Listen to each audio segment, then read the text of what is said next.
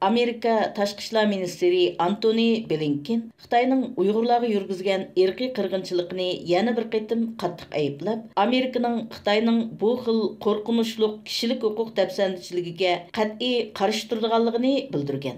Blinken yana Amerika şirketlerini Uyghur rayonu bilan savdo aloqasi qilmaslikqa chaqirib, savdo aloqasida bo'lgan bir qism shirkatlarning majburiy emgak bilan bo'lgan munosabati sababli ayblashga uchrayotganligini ta'kidlagan. Blinken bu so'zlarni 11 aprel yakshanba kuni Amerika NBC televiziya kanalining axborot bilan uchrashish haftalik programmasining ziyoratini qabul qilganda bildirgan. China or any country that you believe is committing genocide.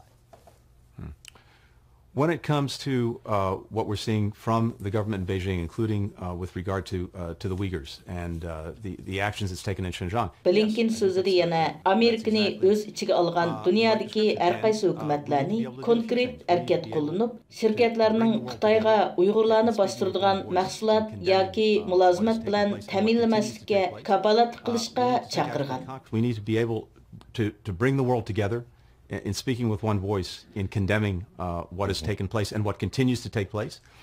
We need to take actually concrete actions to make sure, for example, that none of our companies are providing China with things that they can use to repress populations, including the Uyghur population.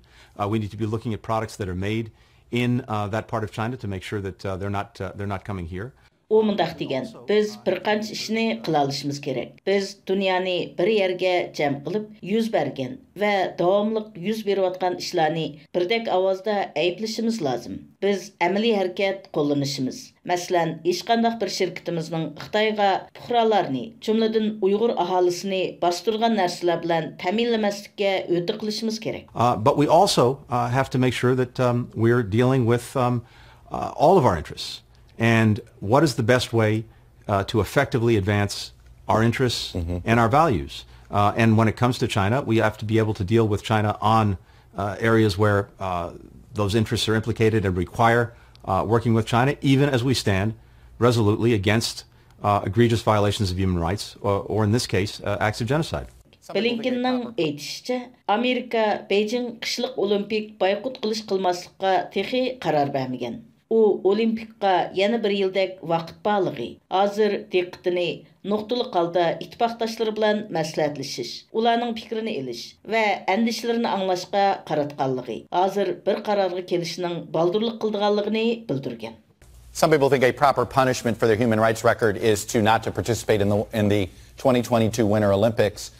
Is that on the table among Western allies or not?